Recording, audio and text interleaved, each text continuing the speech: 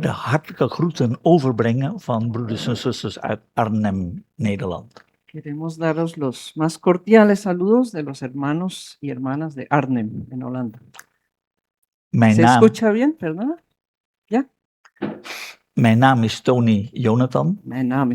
Mi nombre es Tony Jonathan, Mijn vrouw Trix, mi esposa Beatriz, onze jongste dochter Debbie. nuestra hija menor Debbie o Débora. Iets over mezelf. Algo acerca de mí mismo. Ben geboren en getogen in Indonesië, He nacido y me he criado en Indonesia, maar etnisch ben ik van Chinese afkomst. pero soy de origen chino. Ik woon nu in Nederland Ahora vivo en Holanda. en vandaag ben ik in Spanje, Hoy estoy en España, maar eigenlijk ben ik een hemelburger. pero soy un ciudadano del cielo realmente.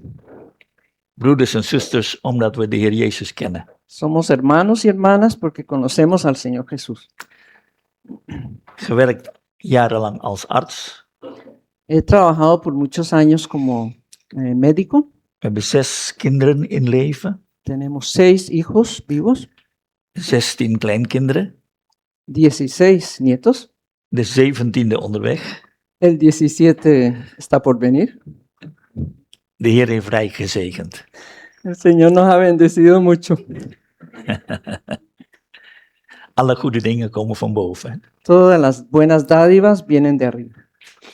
Vandaag gaan we met elkaar nadenken over de toekomst. Hoy vamos a pensar juntos acerca del futuro. De toekomst in verbinding met het profetisch woord. En relación con la palabra profética. Het is heel belangrijk dat wij nu nadenken niet over woorden van mensen, Es muy importante que meditemos no en palabras de hombres. ik denk aan een tekst uit 1 Thessalonicenzen 2. Veamos en 1 Tesalonicenses 2.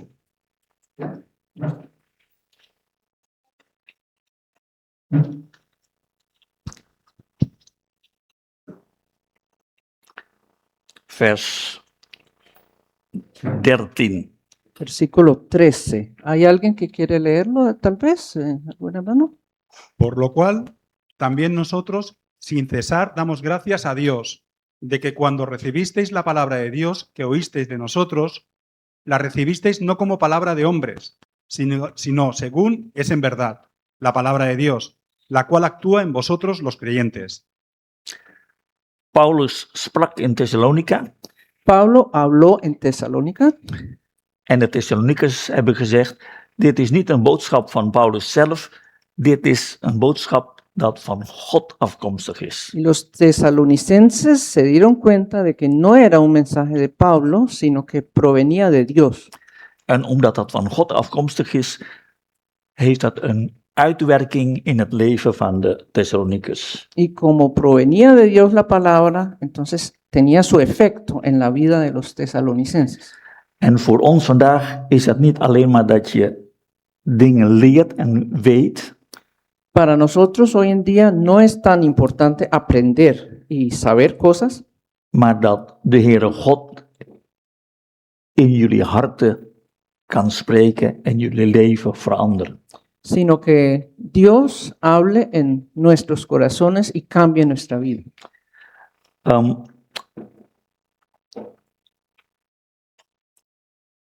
De toekomst is een toetssteen om te weten wie de ware God is. El futuro es algo que indica, es como una piedra de toque para saber quién es el verdadero Dios. In deze 2 Bijbelgedeelten, Jesaja 44 en 46, En estas 2 porciones de Isaías, zegt God, afgoden kunnen nooit iets over de toekomst zeggen. Dios dice allí, los ídolos nunca pueden decir algo sobre el futuro. Alleen de ware God kan iets zeggen over de toekomst. Solo el verdadero Dios puede decir qué vendrá en el futuro. Dus als je denkt aan allerlei godsdiensten in de wereld, de goden van de islam, de goden van de hindoes, van de boeddhisten, dan zegt de God van de Bijbel, alleen de God van de Bijbel kan iets over de toekomst zeggen. Cuando pensamos en los dioses de otras religiones, del budismo, del islamismo, ellos no pueden predecir el futuro. Solo el Dios de la Biblia puede predecir el futuro. Alleen de God die de hemel en aarde geschapen heeft en jullie allemaal geschapen heeft, die kan iets zeggen over de toekomst. Solo el Dios que creó el cielo y la tierra, y a nosotros todos, puede decir algo sobre el futuro.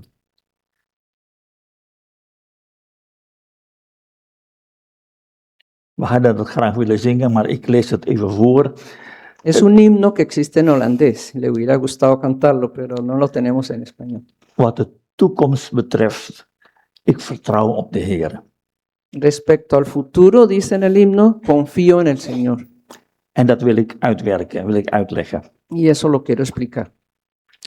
Toen de ware God, de levende God, de hemel en aarde schiep, Cuando el verdadero Dios creó el cielo y la tierra, heeft hij de hemel en de aarde geschapen. los creó el cielo y la tierra, Dat is de ruimte, o sea, el espacio. maar hij heeft ook de tijd geschapen. También creó el tiempo. Zonder ruimte is er geen tijd. Sin espacio no hay tiempo. Dat kunnen we moeilijk begrijpen. Dus Es, voordat God de hemel en aarde schiep, was de tijd er niet. a nosotros nos cuesta entender eso, pero antes de que Él creara el espacio, tampoco existía el tiempo. Zelfs de wetenschap is er nu achter gekomen. Aún la ciencia se ha dado cuenta de eso ahora. In Johannes 1 vers 1 lezen wij het verband tussen God en de ruimte en de tijd. Johannes 1 vers 1. En Juan 1:1 vemos la relación entre Dios con el espacio y el tiempo.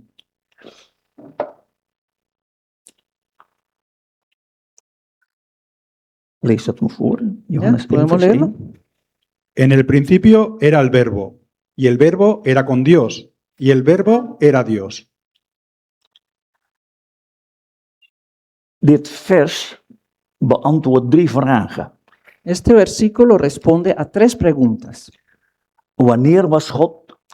Waar was God? Wie was God? ¿Cuándo era Dios? ¿Dónde era Dios? ¿Y quién era Dios?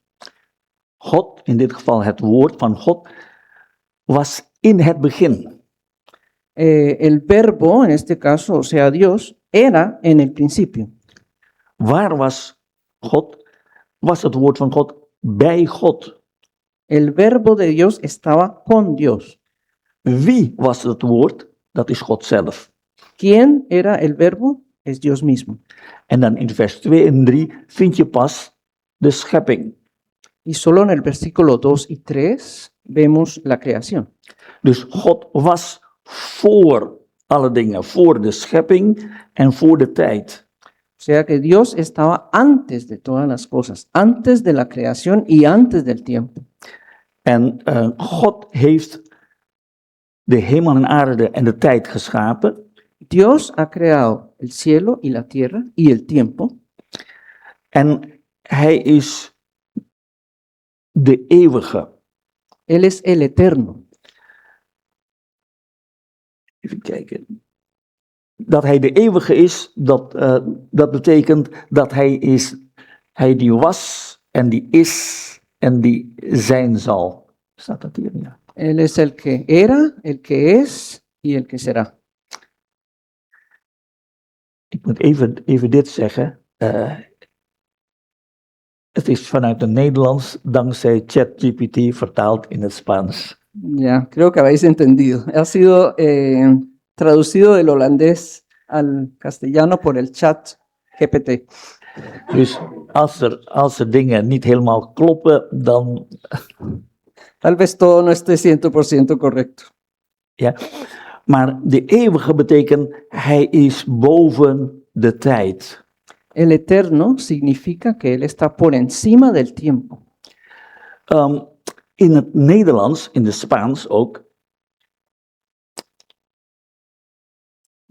kijk je naar wat de tijd betreft, de toekomst ligt voor je. Toekomst. Sí, en holandés y en castellano, el futuro está delante de ti. En het verleden is achter El je. pasado está detrás. Wij gaan naar het verleden, naar de toekomst. Vamos yendo del pasado al futuro. In het Hebreeuws, in de taal van de Bijbel, En el hebreo, en el idioma de la Biblia, is het precies andersom. es al contrario. De toekomst is achter je. El futuro está detrás En het verleden is voor je. y el pasado está delante. Dus je loopt achteruit naar de O toekomst. sea que vas andando para atrás hacia el futuro. Waarom is dat? ¿Por qué es esto así? Want God wil dat wij leren vertrouwen. Op God leren vertrouwen. Porque Dios quiere que aprendamos a confiar en Él. In de Bijbel is er één vrouw die God vertrouwt. En la Biblia hay una mujer que confía en Dios. Dat is de vrouw uit Spreuken 31. Es la mujer de Proverbios 31, Een deugdelijke vrouw. la mujer virtuosa. En er is één voorbeeld in de Bijbel van een deugdelijke vrouw. Hay un ejemplo en la Biblia de una mujer virtuosa. Dat is Rut. Es Ruth. Rut is iemand die vertrouwt op God. Es alguien que confía en Dios. En daarom kan zij de toekomst tegemoet gaan. Y por eso puede enfrentar el futuro. En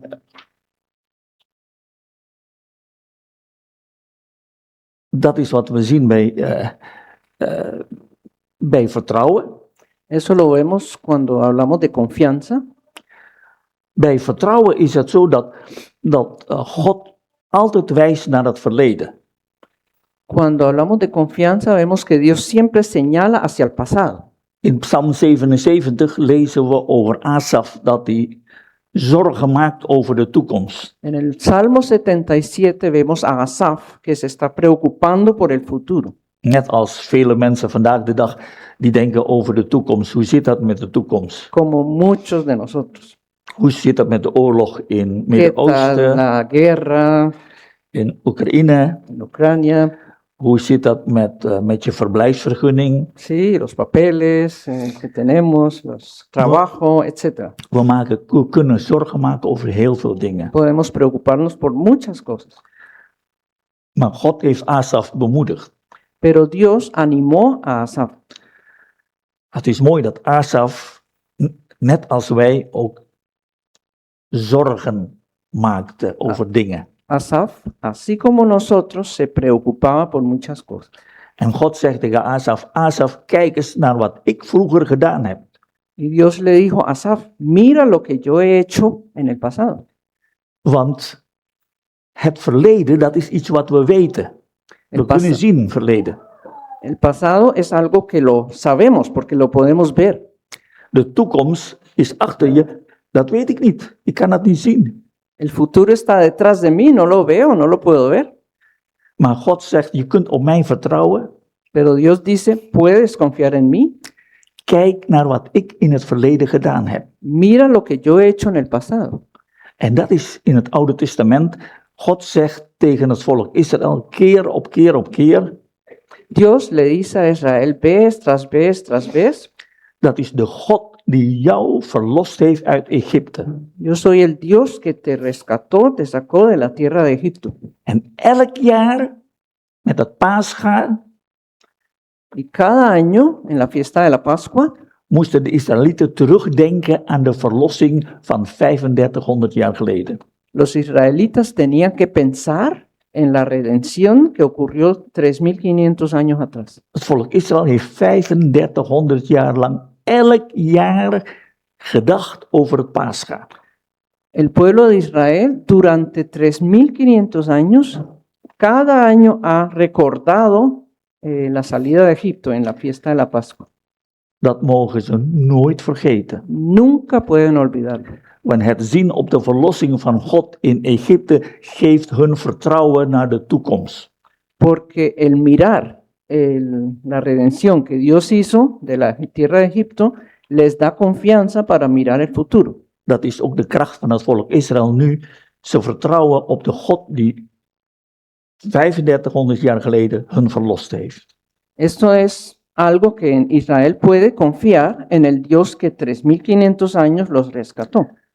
Niet alleen Asaf, niet alleen het volk Israël, ook wij kijken naar het verleden. No solo Asaf, no solo el pueblo de Israel, sino nosotros también podemos mirar el pasado.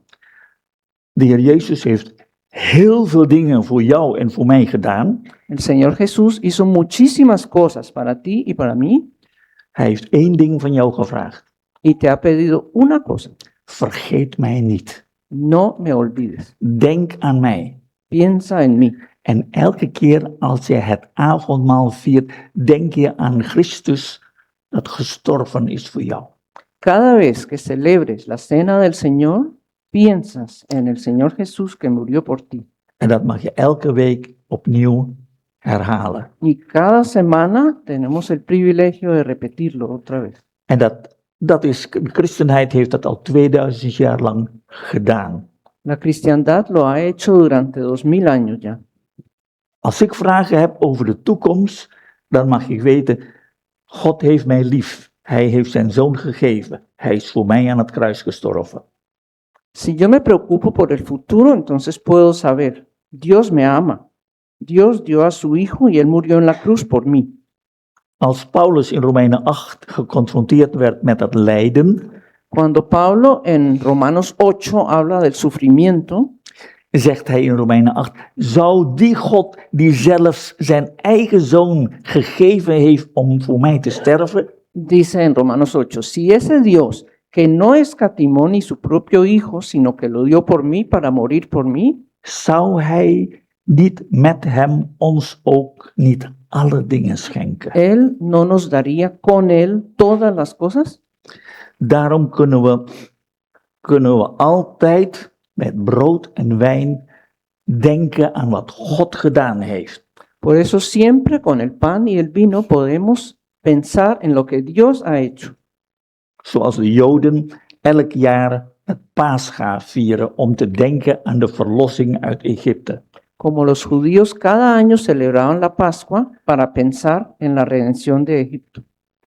Maar de tegenstander, Satan, is de naaper van God.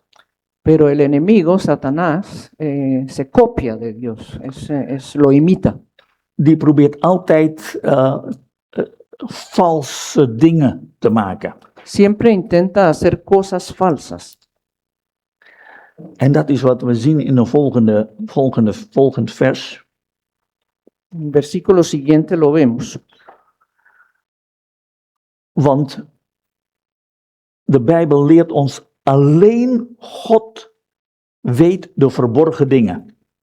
La Biblia nos enseña que solo Dios conoce las cosas secretas. Dingen die achter ons liggen, dat weet God. Sorry? Dingen die Achter ons. toekomst achter ons, dat weet alleen God. Vale, el futuro, lo que está detrás de nosotros, solo lo sabe Dios. Maar de duivel die probeert om de valse toekomst te maken voor de mensen. Pero el diablo intenta mostrarles un falso futuro a las personas. En hier in dit vers Deuteronomium 18 zien wij een voorbeeld. En Deuteronomio 18, Ja, Deuteronomium 18 vers 10. 18:10 vemos un ejemplo. Dat is de hier eso. aangehaald.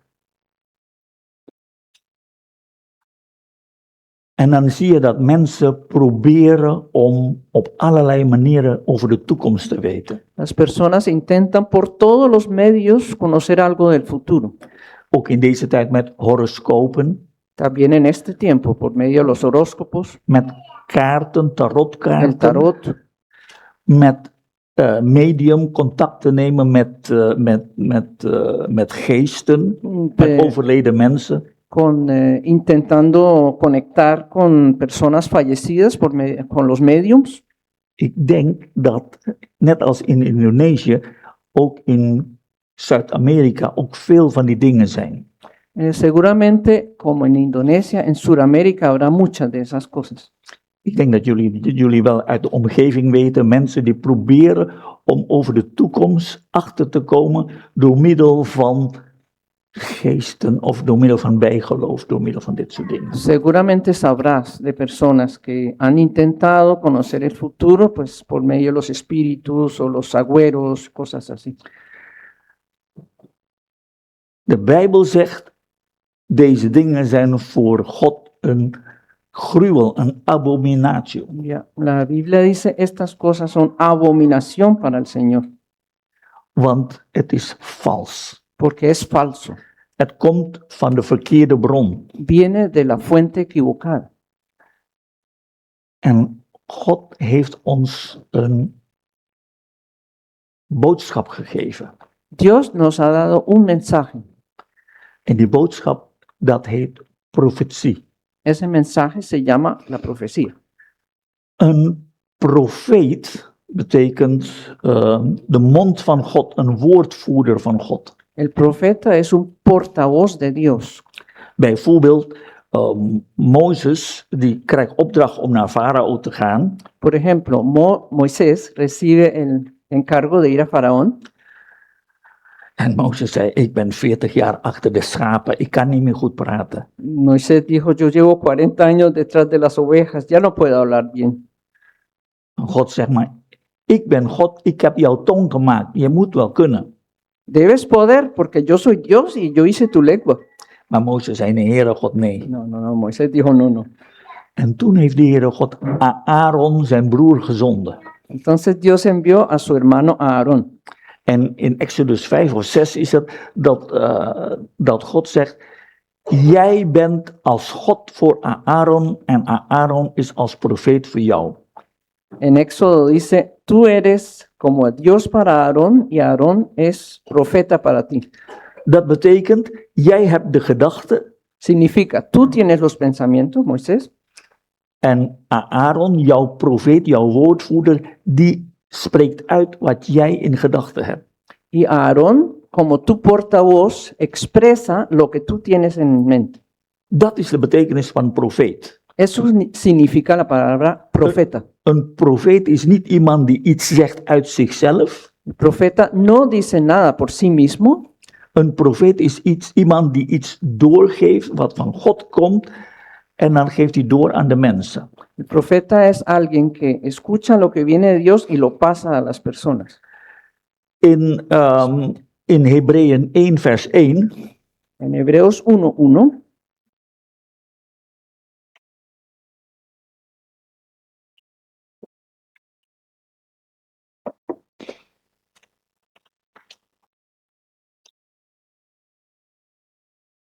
leren wij dat de ware God gesproken heeft.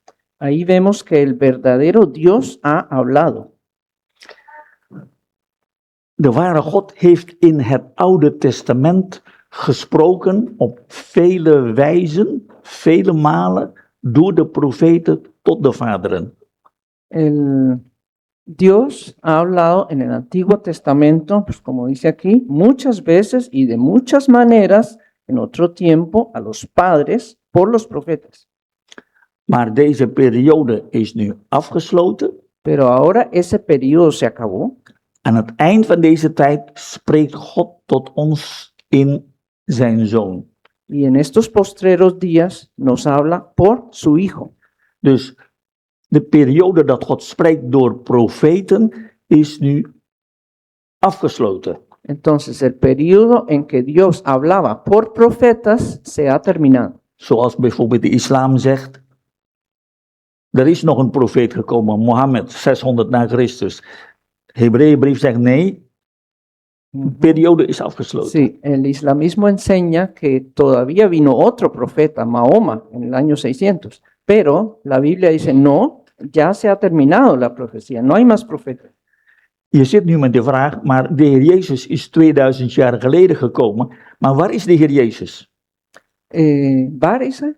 Waar is de Heer Ya, Jezus? estamos con la pregunta. El Señor Jesús vino hace 2000 años, pero ahora ¿dónde está? Het antwoord is, hij is in de hemel. Está en el cielo. Maar hoe kan ik hem leren kennen? ¿Y cómo puedo yo conocerlo? Het antwoord is door de Bijbel. Por la Biblia. De profeten van het Oude Testament zijn geweest en wij hebben het Oude Testament. Los profetas del Antiguo Testamento han hablado y lo tenemos en la Biblia. En in het Nieuwe Testament hebben we de Heer Jezus als de boodschap van God.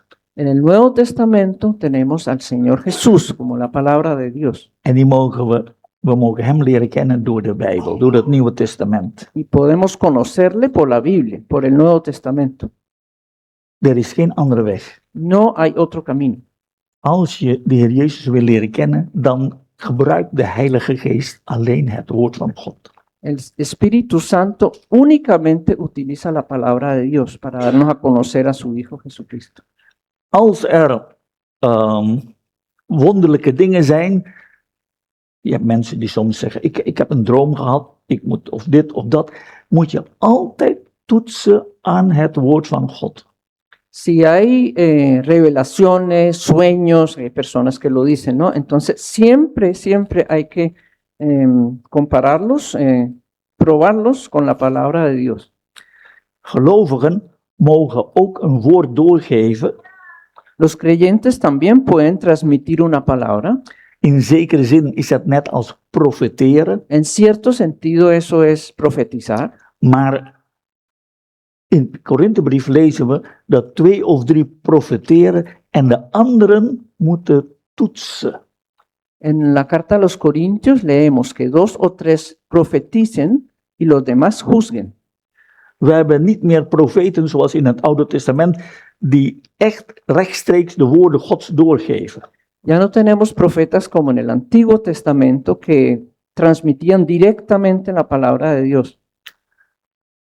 Profeten van vandaag, als zij spreken, moet dat getoetst worden. Los profetas de hoy, cuando hablan, tienen que ser probados, juzgados. In Handelingen 17 vers 11 lezen we van de Bereërs En Hechos 17:11 leemos de los de Berea, dat ze beter, edeler waren dan de Thessalonikers, que eran más nobles que los de Tesalónica, want ze hoorden het woord porque escucharon la palabra en ze onderzoeken de schriften dagelijks of die dingen zo waren. y escudriñaban las escrituras todos los días para saber si estas cosas eran así. Jullie luisteren nu naar mij Vosotros estáis escuchándome a mí en dan zit je met de vraag, maar hoe kan ik weten dat dat van God is of niet? y entonces podéis preguntaros, ¿cómo sabemos que esto viene de Dios o no? Antwoord is, je moet het toetsen aan het woord van God. Debéis probarlo con la palabra de Dios. De Bijbel onderzoeken of dat klopt. Tenemos que escudriñar las escrituras a ver si eso es cierto. Maar als dat wel klopt, dan is dat woord van God nooit vrijblijvend. Pero si es verdad lo que el profeta está diciendo, la palabra de Dios nunca es sin compromiso.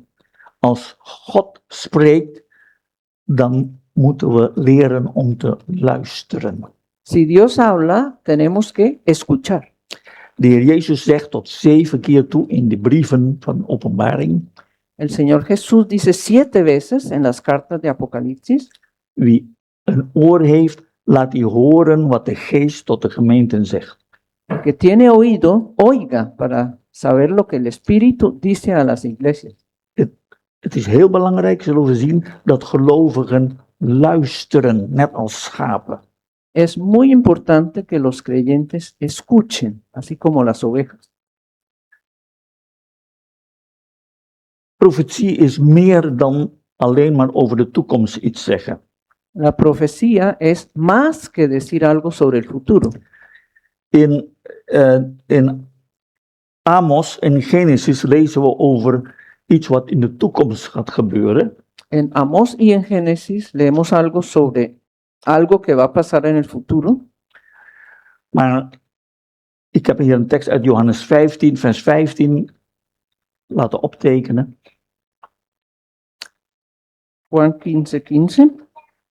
En dan lezen we dat alles wat God verteld heeft aan de Heer Jezus, heeft hij doorgegeven aan ons. Donde dice el Señor Jesús que todo lo que Dios le ha dicho, Él lo ha transmitido a nosotros. God heeft geen geheimen meer voor ons. Dios ya no tiene secretos para nosotros. Maar in de praktijk kan God dat alleen maar ons vertellen als we vrienden zijn van God. Pero en la práctica solo nos puede Dios transmitir las cosas si somos amigos de Dios. God zegt over Abraham, zal ik verbergen aan mijn vriend Abraham wat ik ga doen? Dios le dice a Abraham, ocultaré a mi amigo Abraham lo que voy a hacer. Als je echt vrienden bent van elkaar, dan heb je geen geheimen voor elkaar. Los amigos reales no tienen secretos el uno para el otro. En Abraham was tot 3 keer toe in de Bijbel genoemd een vriend van God. A Abraham se le llama 3 veces en la Biblia amigo de Dios.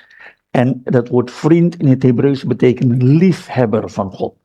En el Antiguo Testamento, en la Biblia, la palabra amigo significa amante, el que ama a Dios. Hoe weet God dat Abraham God lief heeft? ¿Cómo sabe Dios que Abraham lo ama? Abraham was bereid zelf zijn eigen zoon te offeren.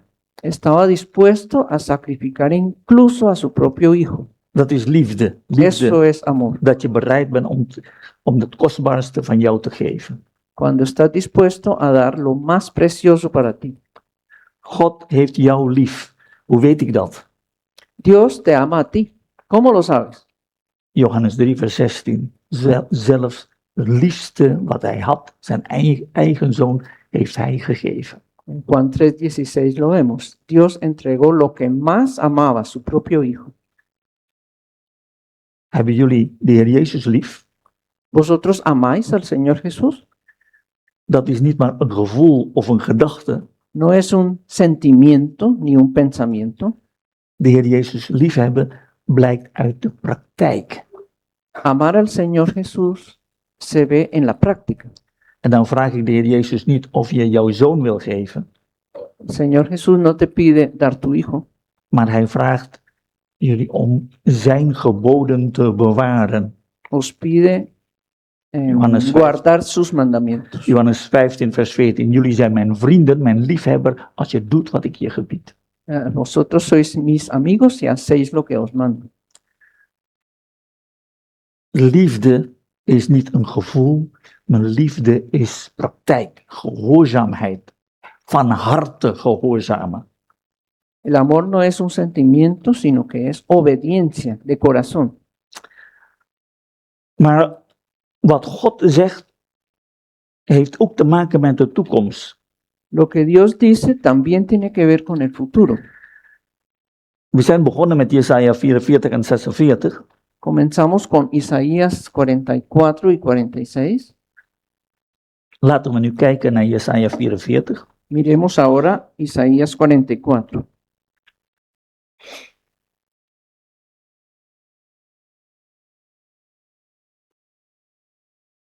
Ahora pues, oye, Jacob, siervo mío, y tú, Israel, a quien yo escogí.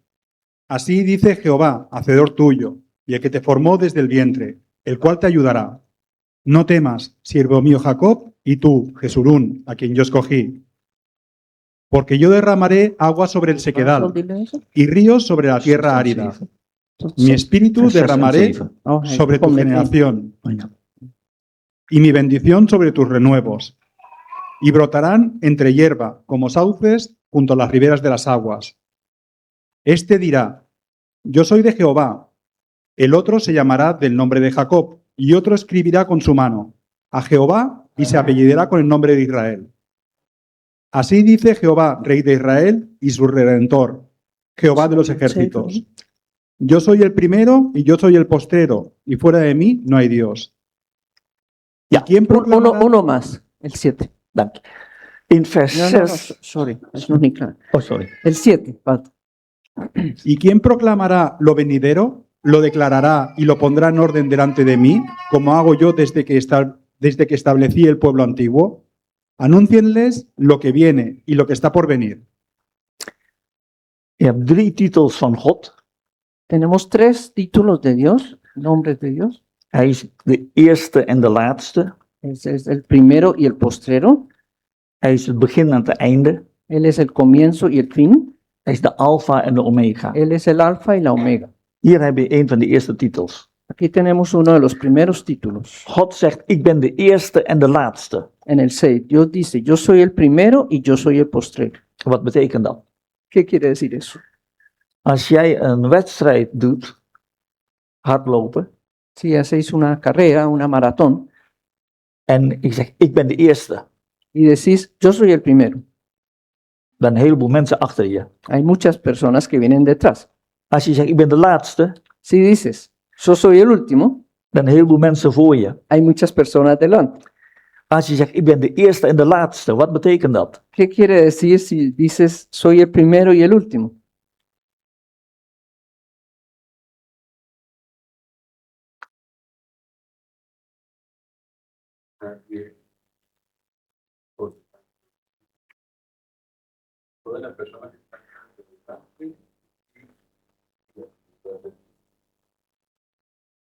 Iedereen is tussen de eerste en de laatste. Maar ja, Als ik de eerste en de laatste ben, ben ik de enige.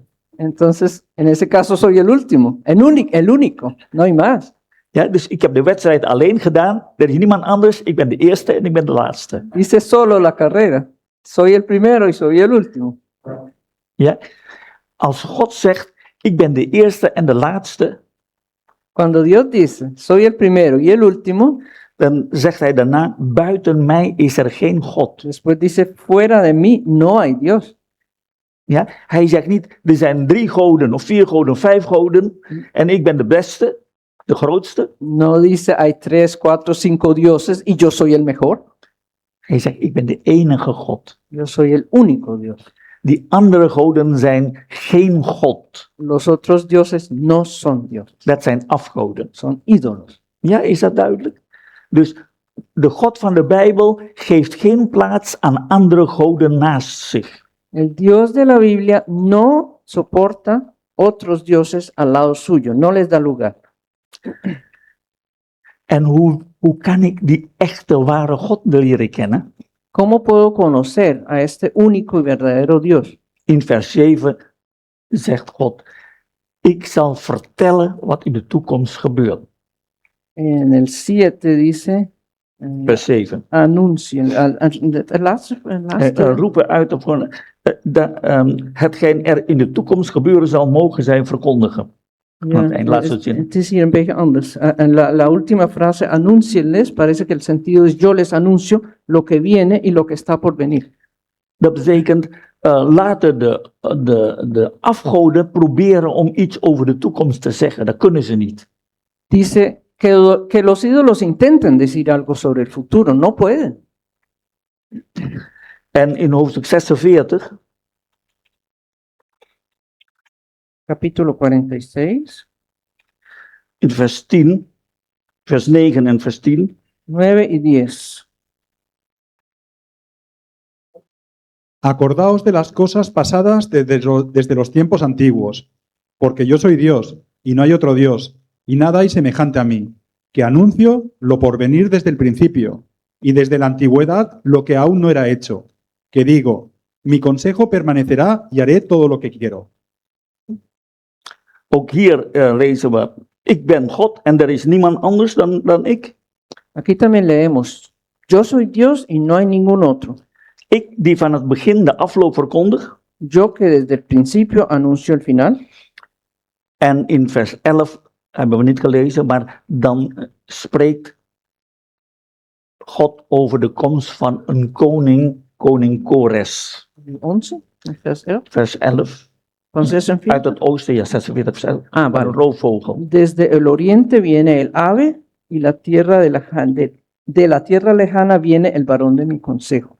Eso es el rey Ciro, ¿no? Kores. Kores. Ja, en dat is in hoofdstuk 45 vers 1. Y Zo zegt 45:1. God tot Kores. Así dice Jehová a su ungido a Ciro. Era el siervo de Dios que Dios envió. Jesaja leefde 150 jaar voor Kores. Isaías vivió 150 años antes de Ciro.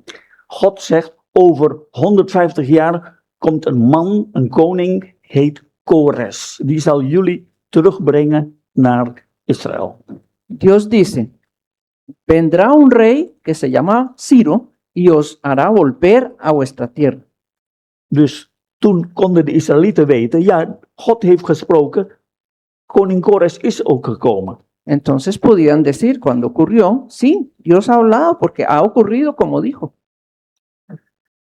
Daarom konden de ongelovigen niet geloven dat Jesaja dit geschreven heeft. Por eso los incrédulos no pueden creer que Isaías escribió esto.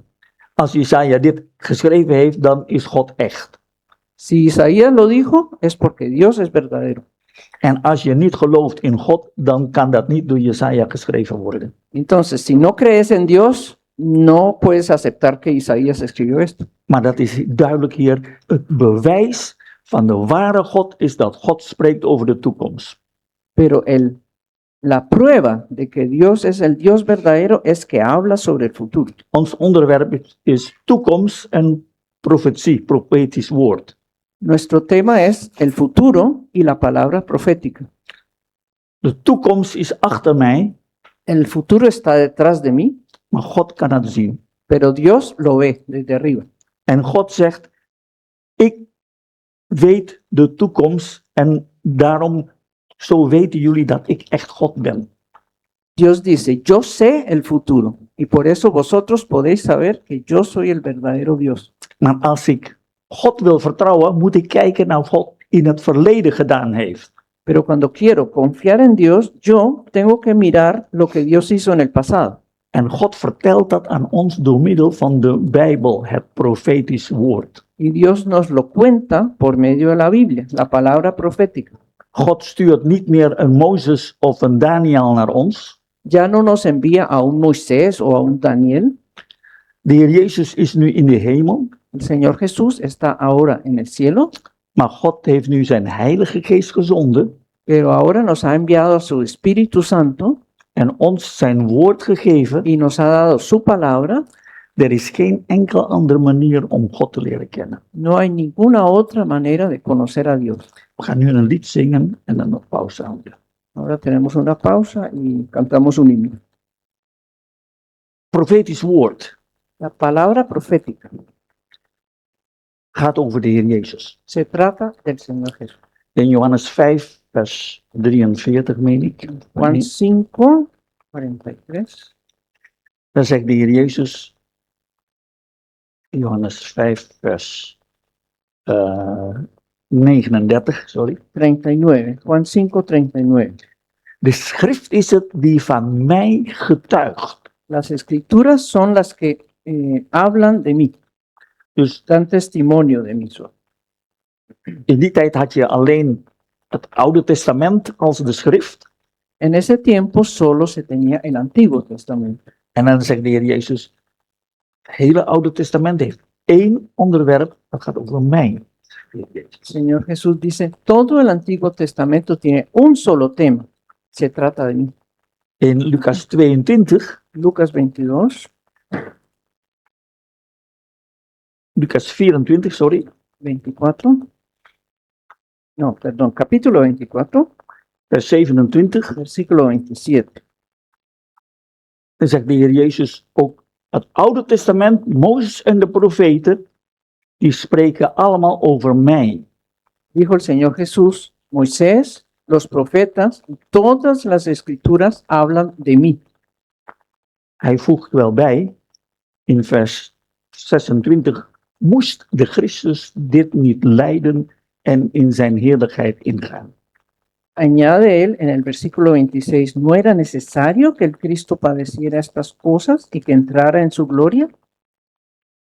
In vers 44, Versículo 44 de Lucas 24. ja, Lucas 24, vers 44. 24, 44.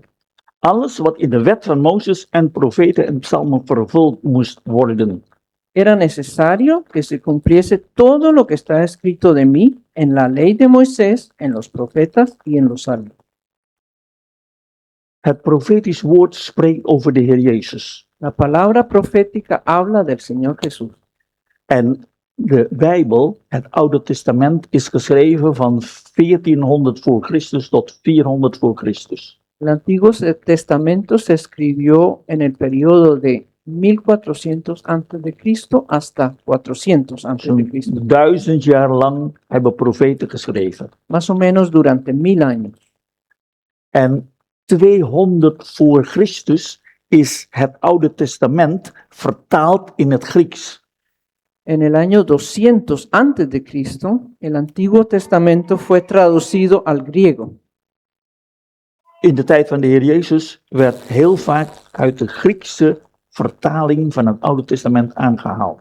En el tiempo del Señor Jesús se usaba mucho la traducción griega del Antiguo Testamento. Zo, het Oude Testament stond al vast. El Antiguo Testamento ya estaba completo, estaba fijo.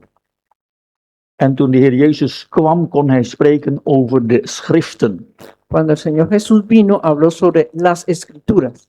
Heel veel Bijbelonderzoekers hebben nagegaan, geteld hoeveel profetieën waren geschreven over de komst van Christus. Muchas personas que estudiaron el Antiguo Testamento contaron cuántas profecías había que hablaban del Señor Jesús. Dat is moeilijk, want soms heb je grote profetieën, heb je wat eenvoudiger profetieën, moet je ze allemaal tellen. Hay profecías más grandes, más claras, más pequeñas, hay que contarlas todas. Een Joodse christen, Alfred Edersheim, heeft geteld 456 profetieën in het Oude Testament over de komst van Christus. Un sabio, Alfred Adelsheim, contó 456 profecías en el Antiguo Testamento que hablaban del Señor Jesús. En daarvan zijn 300 reeds vervuld. De esas, ya hay 300 que ya están cumplidas. 300 profetieën vervuld. Allemaal exact. Todas exactamente. Toeval? Dat kan niet. ¿Eso es casualidad? Imposible. Dat is de handtekening van God om de echtheid van het woord van God te bevestigen. Es la firma de Dios, el sello de Dios para confirmar la autenticidad del Antiguo Testamento. Maar er is nog 150 nog niet vervuld. Pero faltan 150 para cumplir. Hoe zit dat dan? ¿Qué tal? ¿Cómo es eso? Wij leven, u en ik leven in een tijd dat wij zien dat die 150 profetieën vervuld aan het worden zijn. Nosotros vivimos en un tiempo en que vemos esas profecías siendo cumplidas. Wat betekent dat? Dat betekent dat de komst van Christus verdeeld wordt in 2 stukken. Eso significa que la venida de Cristo está dividida en 2 partes.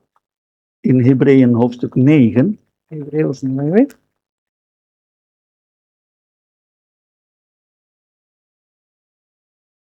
laten we lezen vanaf vers 26 tot en met vers 28. 27, 28. Ya, Podemos leer vamos a del leer. 26 al 28. Hebreos 9, 26 al 28. De otra manera, le hubiera sido necesario padecer muchas veces desde el principio del mundo. Pero ahora, en la consumación de los siglos, se presentó una vez para siempre por el sacrificio de sí mismo para quitar de en medio el pecado. Y de la manera que está establecido para los hombres que mueran una sola vez y después de esto el juicio, así también Cristo fue ofrecido una sola vez para llevar los pecados de muchos y aparecerá por segunda vez sin relación con el pecado, para salvar a los que le esperan. En dat betekent dat de komst van Christus verdeeld wordt in 2 delen. Eso significa que la venida de Cristo se reparte en 2 partes. Vers 26 zegt over de eerste komst El versículo 26 habla de la primera venida en vers 28 spreekt over de tweede komst. y el versículo 28 habla de la segunda venida. Dus Christus is gekomen, 300 profetieën vervuld.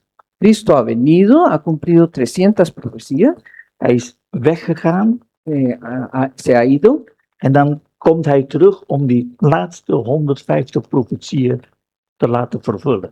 y regresará para cumplir las 150 profecías que faltan. En wij leven in een tijd dat wij die dingen zien gebeuren. Nosotros vivimos en tiempo que vemos esas cosas están ocurriendo ante nuestros ojos. De Joden hebben er heel moeite mee. Para los judíos esto es difícil, tienen dificultad con esto. Ze stelden de vraag, is de Heer Jezus werkelijk de beloofde Messias? La pregunta de ellos ¿es el Señor Jesús realmente el Mesías prometido? En als hij wel de Messias is, waar is zijn koninkrijk gebleven? Waarom is hij geen koning? Y si Él es el Mesías, ¿dónde está su reino? ¿Por qué no es rey? Het evangelie naar Matthäus antwoordt deze twee vragen.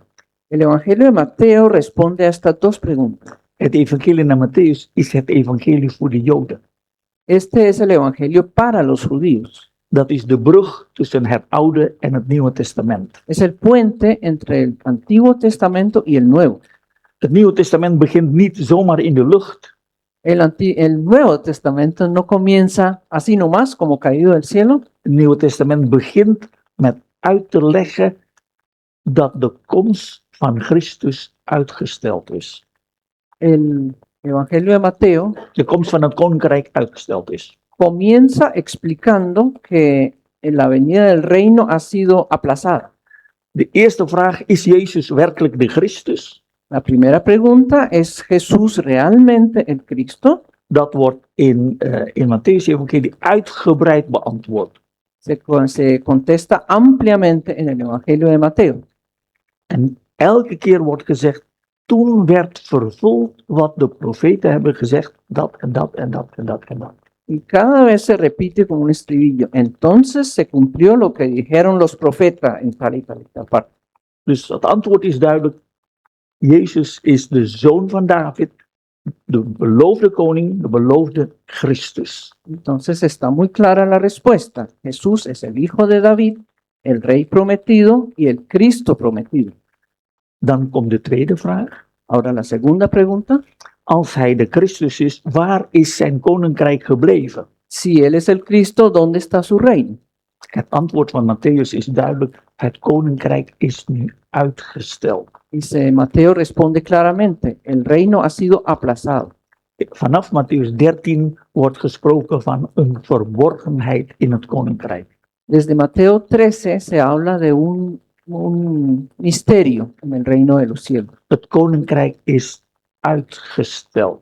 El reino ha sido aplazado. Wij leven in die tussentijd. Nosotros vivimos en ese tiempo intermedio Tussen het eerste en de tweede komst van Christus. entre las dos venidas de Cristo, la primera y la segunda. Jullie zitten hier vlakbij Barcelona. Aquí estamos cerca de Barcelona. Jullie weten wel hoe voetbal werkt. Saben mucho de fútbol. Ze gaan 45 minuten spelen. Juegan 45 minutos. En dan gaan alle spelers weg. Entonces todos se van.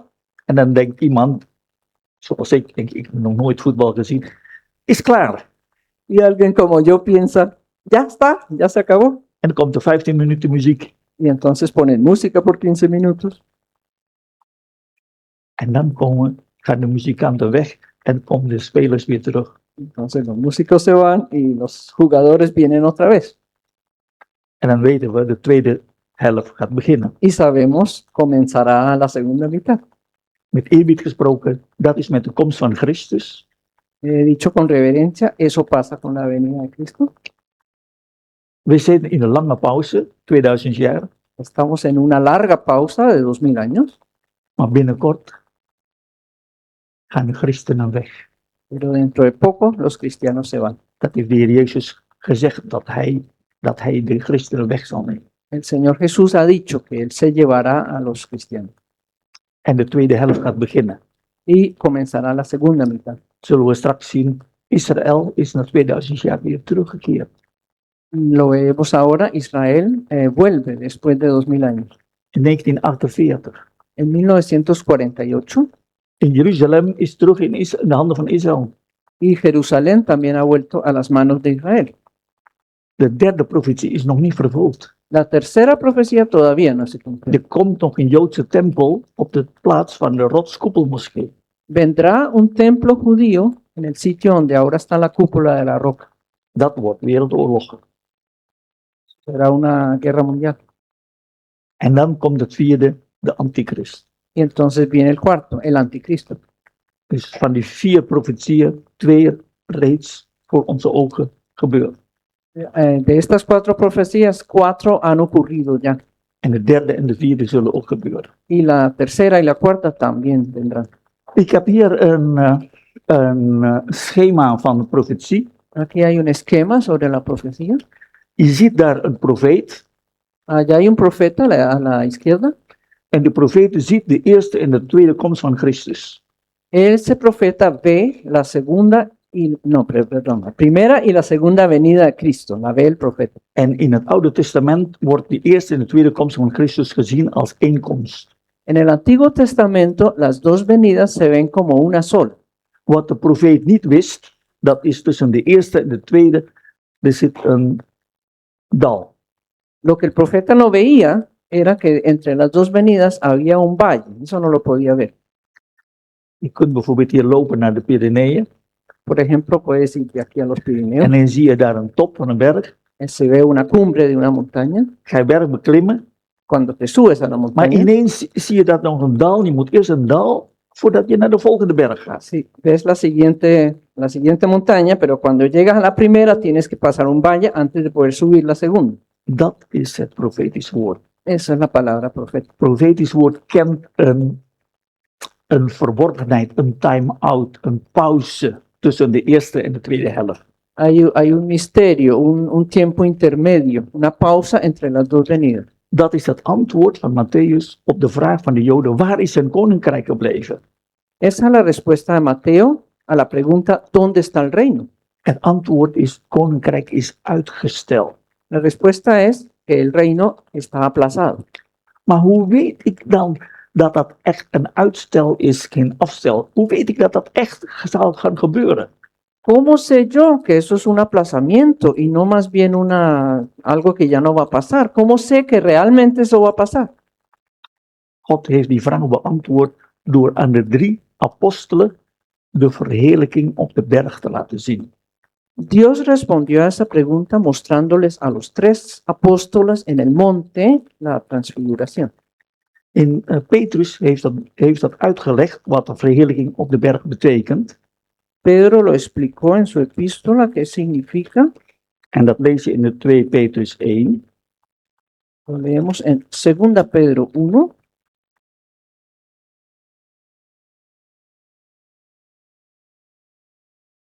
Petrus zegt in vers 14, ik weet dat ik binnenkort ga sterven.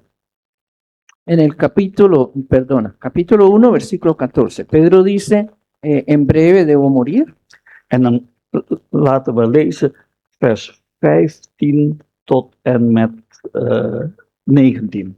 2 Petrus 1, vers 15 tot en met 19. 2 Pedro 1, del 15 al 19. También yo procuraré con diligencia que después de mi partida vosotros podáis en todo momento tener memoria de estas cosas. Porque no os hemos dado a conocer el poder y la venida de nuestro Señor Jesucristo siguiendo fábulas artificiosas, sino como habiendo visto con nuestros propios ojos su majestad. Pues cuando Él recibió de Dios, Padre, honra y gloria, le fue enviada desde la magnífica gloria una voz que decía: Este es mi Hijo amado, en el cual tengo complacencia. Y nosotros oímos esta voz enviada del cielo, cuando estábamos con Él en el Monte Santo. Tenemos 19. también la palabra profética más segura, a la cual hacéis bien en estar atentos como a una antorcha que alumbra el lugar oscuro, hasta que el día esclarezca y el lucero de la mañana salga en vuestros corazones. Gracias. Vers 16 zegt, wij volgen geen vernuftig verzonnen verhaal. En el versículo 16 dice, no seguimos fábulas artificiosas. Het is geen fantasie van mensen. Mucha fantasía de hombres. Christelijk geloof is gebaseerd op feiten. La fe cristiana se basa en hechos. Haal je de feiten weg, dan kun je heel de Bijbel vergeten. Si quitamos los hechos, podemos olvidarnos de toda la Biblia. En Petrus zegt, wij zijn ooggetuigen geweest. Pedro dice, nosotros hemos sido testigos. We hebben het zelf gezien. Nosotros lo vimos. Er waren de 3 getuigen, Petrus, Jacobus en Johannes. Había 3 testigos oculares, Pedro, Jacobo, Juan. Getuigen en de Bijbel zegt, 2 of 3 getuigen zullen alle dingen vaststaan. La Biblia dice, por la boca de 2 o 3 testigos, todas las cosas están firmes. Daarom heeft de Heer Jezus 3 apostelen gekozen als ooggetuigen. Por eso el Señor Jesús escogió 3 discípulos como testigos oculares. Het eerste wat Satan deed in Handelingen 12 is de 1 getuige doodmaken. Lo primero que hizo Satanás en Hechos 12 es matar uno de esos testigos. Jacobus, apostel Jacobus werd onthoofd. El apóstol Juan, no, perdona, el apóstol Jacobo fue decapitado. Blijft 2 over. Quedan 2. En toen zei Satan, ik ga de tweede ook doodmaken, Petrus. Entonces Satanás dijo, voy a matar al segundo también, a Pedro. God heeft Petrus op een wonderlijke manier bewaard. Y Dios guardó a Pedro de una manera maravillosa, Waardoor Petrus en Jacobus, Petrus en Johannes elke keer konden getuigen van de verheerlijking op de berg. por lo cual quedaron 2 testigos, Pedro y Juan, que pudieron seguir testificando sobre la transfiguración en el monte. Maar Petrus zegt, de Heer heeft mij verteld dat ik binnenkort ga sterven. Pero Pedro dijo, el Señor me ha mostrado que dentro de poco voy a morir.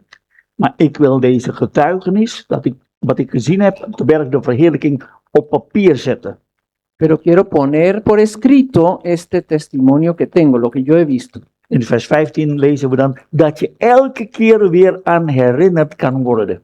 En el 15 leemos, para que en todo momento podáis tener memoria de estas cosas. Dus jarenlang heeft Petrus mondeling getuigd, Durante muchos años Pedro testificó oralmente, maar nu hebben we een schriftelijke getuigenis van Petrus dat hij de berg de verheerlijking heeft gezien. pero ahora tenemos un testimonio escrito de Pedro de la transfiguración en el monte. En hij zei, ik heb getuigd dat de Heer Jezus op die berg van God verheerlijking heeft gekregen. Y él dice, yo soy testigo de que allá en el monte Dios lo glorificó al Señor Jesús. En vers 19, dan lezen we, en zo weten wij het profetisch woord zeker. Entonces tenemos en el 19, tenemos la palabra profética más segura también. We weten dat het woord van God altijd zeker is, Sabemos que la palabra de Dios siempre es segura, want God kan alles behalve 1 ding. porque Dios puede hacerlo todo menos una cosa. Dat zegt de Bijbel. Eso lo dice la Biblia. God kan niet liegen. Dios no puede mentir. Dus we kunnen alles wat God zegt vertrouwen. Podemos confiar en todo lo que Dios dice.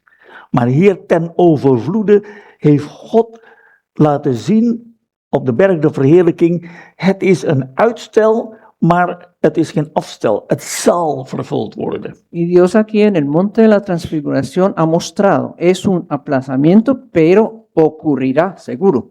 En daarom hebben we het profetisch woord vast en zeker. Por eso tenemos la palabra profética más segura.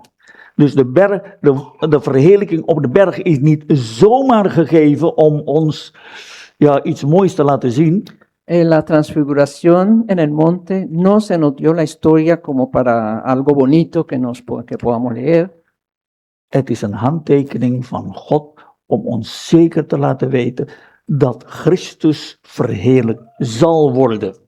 Es una firma de Dios, una aseveración de Dios de que realmente el Cristo será glorificado. Het moment weten we niet zeker, No sabemos con seguridad el momento, maar dat zal gebeuren, dat is zeker. pero es seguro que ocurrirá. Maar Satan heeft nog meer pijlen aan zijn boog. Pero Satanás tiene más cartas en la manga. In 2 Petrus 2 vers 1 lezen we over valse profeten. En 2 Pedro 2 leemos sobre los falsos profetas. En die valse profeten die komen als een schaap. Se disfrazan como ovejas, Maar eigenlijk is dat een wolf. pero realmente es un lobo. Hoe kom je achter dat dat een wolf is? ¿Cómo sabemos que es un lobo? Dan moet je vragen of die gaat spreken. Entonces hay que esperar que hable, que comience a hablar. Als je alleen maar kijkt, dan denk je dat het een schaap is. Si solo miras, piensas que es una oveja. Maar als je hoort, dan weet je dat dat geen schaap is. Pero si escuchas, te das cuenta que no es una oveja. Ja? Jacob probeerde zijn vader Esau te bedriegen. Jacob intentó engañar a su padre Isaac. En Esau zegt, Isaac, voelt als Esau. Isaac dijo, se toca como Isaac, se siente como Isaac. Ruikt als Esau. Huele, perdón. Isaac dijo, se toca como Esaú. Huele como Esaú, Maar de stem is van Jacob. pero la voz es de Jacob. Hij had zijn gehoor moeten vertrouwen. Debió haber confiado en su oído. En zo is het ook met ons.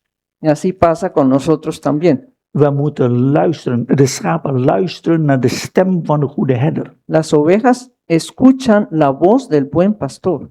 Als de antichrist komt, Cuando venga el anticristo, heeft hij 2 horens als van een lam. tendrá 2 cuernos como carnero. Dan denk je, nou dat is het lam. Y lo miraríamos y pensaríamos, eso es un cordero. Maar als je luistert naar zijn spraak, Pero cuando escuchemos lo que dice, zijn spraak is als de draak. él habla como un dragón. En dat is met valse profeten vandaag de dag. Eso es lo que pasa con los falsos profetas hoy día. We leven in een tijd van vele valse profeten. Vivimos en un tiempo en que hay muchos falsos profetas. Je moet niet afgaan wat je ziet. No tenemos que fiarnos de lo que vemos. Kan mooi zijn. Puede ser muy bonito. Die man kan heel vriendelijk zijn. Este hombre puede ser muy amable. Maar je moet luisteren naar wat hij zegt. Hay que escuchar lo que dice. En als je luistert naar wat hij zegt, en je kent de Heer Jezus, dan merk je dat is niet de stem van de goede herder. Cuando escuchas lo que dice y si conoces al Señor Jesús, reconoces, esta no es la voz del buen pastor. Ook al ben je net tot geloof gekomen, je kent weinig van de Bijbel. Aunque te hayas convertido hace muy poco y sabes poco de la Biblia, Als je de stem van de valse herder hoort, dan denk je, nee, dat is niet goed. cuando escuchas una voz de un falso pastor, reconoces, no, eso no está bien, eso no es así. Net als een baby bij de moeder, Como un bebé con su madre, en komt een andere met een andere, en dan hoort hij die stem, nee, dat is mijn moeder niet. cuando escucha la voz de otra persona, dice, no, esa no es mi mamá. En zo, als gelovigen, luisteren we naar de stem van de goede herder. Así como creyentes, escuchamos la voz del buen pastor. In Deuteronomium 18, Deuteronomio 18, daar lezen we dat als, hoe weet ik dat God gesproken heeft? leemos sobre un profeta, ¿no? ¿Cómo sabemos que Dios ha hablado? Als hij de naam van de Heer gaat gebruiken en het komt niet uit, Cuando él empieza a usar el nombre del Señor y no se cumple la palabra, dan is dat niet van de Heer. entonces no es palabra de Jehová. Via internet lezen we vaak van de profeten, heel veel profeten in heel veel landen. En internet encontramos muchísimos profetas en muchos países En dan komen hun woorden, de profetieën, niet uit. y salen las profecías, pero luego no se cumplen. En dan zeggen ze, ach, foutje, en gaan ze weer door. Y dicen, ah, bueno, error, pero seguimos. Echte profeten van de Heer maken geen vergissingen. Los verdaderos profetas del Señor no se equivocan. Maar je hebt ook tegenwoordig profeten die vertellen wat je wil horen. También hay muchos profetas que dicen lo que quieres escuchar. Dat is met de politicus van vandaag, hè, mensen in de politiek. Como los políticos de hoy en día. Die wil zoveel mogelijk stemmen. Quieren la mayoría de los votos, lo que más puedan. Dus die vertellen je wat je wil horen. Entonces te dicen lo que quieres oír. De programma is afhankelijk van hoeveel mensen, hoeveel volgelingen je kunt krijgen. Los programas que presentan dependen de cuántas personas, cuántos seguidores pueden lograr. In Jeremia, hoofdstuk 28 en 29, lees je over deze twee profeten. En Jeremías 28 y 29 leemos de los dos profetas. Ik heb het hier geschreven, Jeremia 28, Hanania, Jeremia 29, Semaia. Habla de Ananías y Semaías, ¿no? Ja. Jeremia was maar alleen. Jeremías estaba solo En dan heb je heel veel valse y profeten. había muchísimos falsos profetas. Maar Hanania vertelde een boodschap dat het volk wilde horen. Ananías habla sobre dio un mensaje que el pueblo quería oír. Hij belooft mooie dingen, voorspoed, rijkdom, veiligheid. Prometió muchas cosas bonitas, prosperidad, riquezas, seguridad. En dat heb je vandaag de dag met internet ook allemaal. Y eso en el internet se ve mucho, todo lo que prometen. Als je gelooft in de Heer Jezus, word je rijk, word je gezond, word je dit, word je dat. Geen Sí. problemen. Si crees en el Señor Jesús, se acabaron los problemas. Tendrás salud, felicidad, dinero, de todo. Terwijl Gods woord zegt, wie godvruchtig wil leven, zal vervolgd worden. Mientras que la palabra de Dios dice, el que quiera vivir piadosamente, tendrá persecución. Maar wie wil iemand volgen als je weet dat je vervolgd gaat worden? Pero ¿quién quiere seguir a alguien sabiendo que va a ser perseguido? Alleen maar als je weet dat het werkelijk van God komt. Solo si sabes que realmente viene de Dios. De Heer Jezus zegt, wie mij wil volgen, die nemen zijn kruis op en volgen Señor mij. Jesús dijo, el que quiera venir en pos de mí, tome su cruz y sígame. Christus heeft nooit een makkelijk leven beloofd. Cristo nunca prometió una vida fácil, Hij heeft beloofd een behouden aankomst. pero prometió una segunda llegada.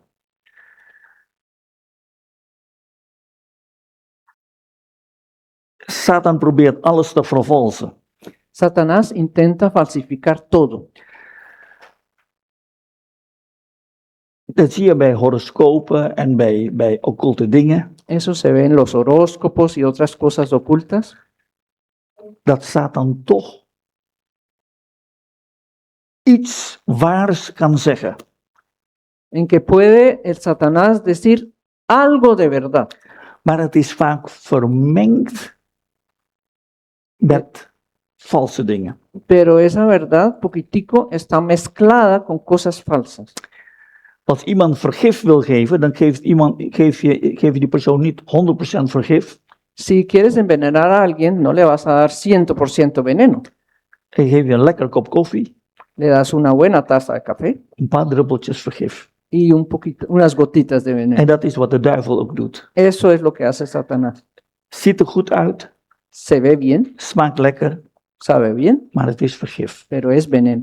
En dat is wat je ziet keer op keer op keer bij alles wat de duivel doet. Y eso lo vemos vez tras vez tras vez en Y todo cada- lo que hace Satanás. Ik kan niet alles bespreken, No podemos hablarlo todo, maar je ziet hier voorbeelden van valse profeten, valse waarzeggers. aquí se ven ejemplos de falsos profetas. Je ziet hier zelfs, we hebben het gisteren nog gehad over de medium van Endor, mensen die geesten oproepen van dode mensen, zogenaamd. Lo vimos el domingo pasado con la historia de la viuda de la señora, la medium de Endor. Je ziet hier een voorbeeld in Ezekiel van de koning van Babel, die ging naar Juda en onderweg moest hij kiezen naar links of naar rechts. Vemos el ejemplo de el koning el rey Babel. de Babilonia, y cuando llegó a la mitad del camino tenía que escoger, voy a la izquierda o voy a la derecha. En dan gaat hij hier is een weg met vertakking. Moet ik naar links of moet ik naar rechts? ¿Mm? Aquí tiene que escoger. Moet ik naar Rabba, naar Jordanië? Moet ik naar Jeruzalem, naar Israël? ¿Tengo que ir a Rabá, a Jordania, o tengo que ir a Jerusalén? En dan hebben ze in de Bijbel lever kijken. En kijken ze met allemaal tarot, met pijlen, met allerlei middelen om de toekomst te voorspellen. Tiene toda clase de medios para predecir el futuro, para ayudarle con la decisión. Hay flechas, hay piedras o muñecos, tarot, el hígado de una oveja también lo miran. Ook vandaag de dag heb je heel veel soorten toekomstvoorspellingen die door God een gruwel worden beschouwd. Hoy en día también hay muchas maneras de predecir el futuro que para Dios son abominación. Maar Satan gebruikt nog andere dingen. Pero Satanás también utiliza otras cosas. In 1 Koningen 13 had je een oude profeet. En Primera de Reyes 13 vemos un profeta viejo. Die oude profeet was vroeger een profeet van God. Antes había sido un profeta de Dios, Maar hij is verkeerde weg gegaan. pero se desvió En hij heeft de man Gods verleid. y tentó al hombre de Dios que vemos allí. Die man Gods dacht, die oude profeet is vroeger een goede profeet geweest. El hombre de Dios pensó, este ha sido un buen profeta. Maar hij had zelf naar God moeten luisteren en niet naar het oude profeet moeten luisteren. Pero él debería haber escuchado a Dios mismo directamente y no escuchar a otro profeta anciano. Het feit dat een man door God gebruikt is in het verleden is geen garantie voor de toekomst. El hecho de que un hombre haya sido utilizado por Dios en el futuro no es ninguna garantía para el futuro. Perdona, ha sido utilizado por Dios en el pasado, pero no garantiza nada sobre el futuro. Altijd toetsen. Siempre hay que comprobar. In 1 Koningen 18 heeft Elia te maken met 450 profeten van Baal. En Primera de Reyes 18, Elías se las tiene que ver con 400 profetas, 450 profetas de Baal. 1 tegenover 450. 1 contra 450. Wij zouden zeggen, nou, die 450 zullen wel gelijk hebben. Nosotros pensaríamos, los 450 tendrán razón. Die ene is fout. Sí, el uno debe estar equivocado. We moeten leren, aantallen is niet belangrijk. Tenemos que aprender que los números no son importantes. Ook al is er maar 1, als hij het woord van God spreekt, is dat van God. Si, aunque solo haya uno, si habla la palabra de Dios, eso viene de Dios. En de 450 zijn valse profeten. Los 450 eran falsos profetas. 1 Koningen 22. Primera de Reyes 22. Die 450 profeten zijn gedood. Los 450 profetas fueron muertos. En toen heeft Agab en Izebel 400 nieuwe profeten genomen. Entonces Acab y Jezabel trajeron 400 nuevos profetas. Maar die profeten werden niet meer genoemd profeten van Baal, Pero ya no se les llama profetas de Baal, maar profeten van de Heer. sino que los llamaron profetas de Jehová. Het zijn profeten van Baal, Son profetas de Baal, maar hij heeft een nieuwe naam, profeten van de Heer. pero tienen un nuevo nombre, profetas de Jehová. Je kunt zeggen, allemaal dingen uit de wereld, Se pueden decir de muchas cosas del mundo maar nu gekerstend. y ahora los volvieron cristianos. Zo is er in de christenheid ook heel veel dingen uit de wereld binnengekomen. Así en la cristiandad entraron muchas cosas del mundo. En we moeten altijd uitkijken. Ook al heet dat 400 profeten van de Heer, hoeft dat nog niet van de Heer te zijn. Y tenemos que tener mucho cuidado, porque aunque se llamen profetas del Señor, no necesariamente son profetas del Señor. Ik wil eindigen met iets positiefs. Quiero terminar con algo positivo. U en ik worden geroepen om de Bijbel te bestuderen, profetisch woord. Tú y yo somos llamados para escudriñar, para estudiar la palabra profética. In Daniel 9 lezen we over profeet Daniel. En Daniel 9 leemos sobre el profeta Daniel. En profeet Daniel was net zoals wij Bijbelstudie aan het doen. Y el profeta Daniel estaba haciendo un estudio bíblico, como nosotros. Jeremia heeft namelijk een boodschap gestuurd vanuit Israël naar Babel. El profeta Jeremías envió un mensaje desde Israel a Babilonia, donde estaba Daniel. En Daniel las dat. Y Daniel lo leyó. Hij las twee dingen. Leyó dos cosas. Ten eerste, dat na 70 jaar zullen we terugkeren. En primer lugar, después de 70 años regresaremos. Maar dan staan een paar versen die hij niet kon begrijpen. Pero había unos versículos que él no podía entender. Want in de volgende versen staat dat Israël helemaal geestelijk hersteld zal worden. Porque en los versos siguientes decía que Israel será completamente restaurado espiritualmente. Probleem. Eso es un problema.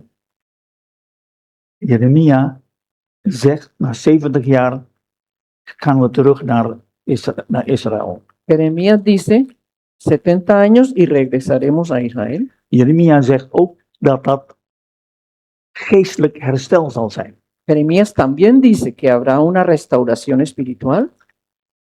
Maar Daniel zag in zijn omgeving dat de Joden geestelijk ver van God waren. Pero Daniel veía a su alrededor que los judíos estaban lejos de Dios.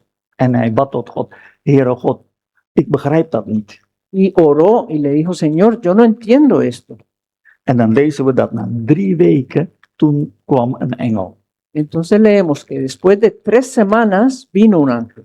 En die engel legde uit, Y el ángel le explicó, inderdaad, na 70 jaar keer je terug naar Israël. realmente a los 70 años regresarás a Israel, Maar het echte herstel van het volk Israël pero la verdadera restauración del pueblo de Israel is niet na 70 jaar, maar na 70 jaarweken. no es después de 70 años, sino después de 70 semanas de año, o sea, 70 por 7.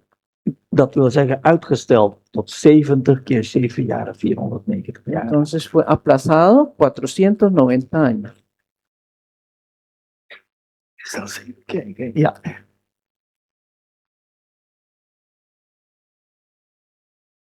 ...70 jaar hebben we gehad. En vers 13 en 14, dat wordt uitgesteld.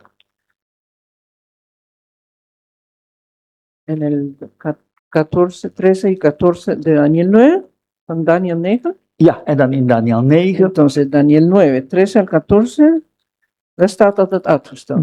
dan wordt het duidelijk, die 70 jaar, de vervulling van Jeremia is 490 jaar. Ik denk dat het andere vers misschien hier over de 7. Daniel 9,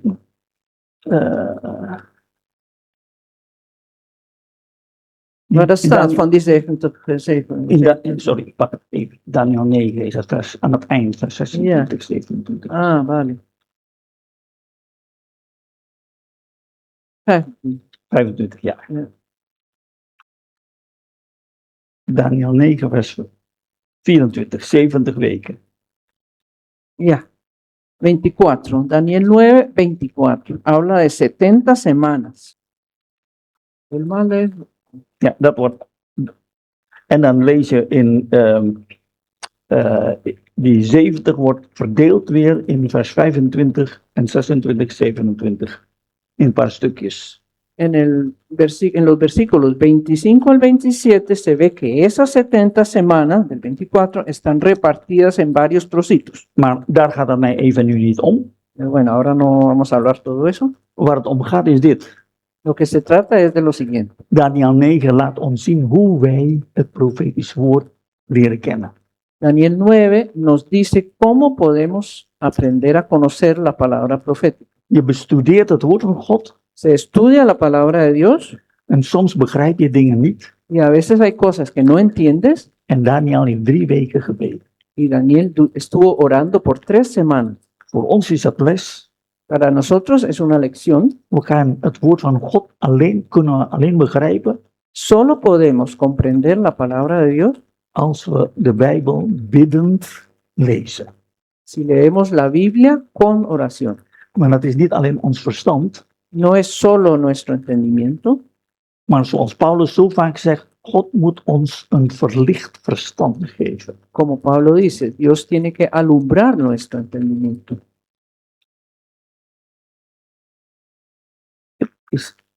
Ik zal het niet Tot meer kwart over. behandelen, maar uiteindelijk is dat ook van die 70 jaarweken, dat laatste jaarweek is nog toekomstig. La última de las 70 semanas, la última semana de 7 años todavía está en el futuro. Wij leven in een tijd tussen de 69e jaarweek en de 70 jaarweek. Nosotros vivimos entre la semana 69 y la semana 70. Maar de tijd ontbreekt om daar verder op in te gaan.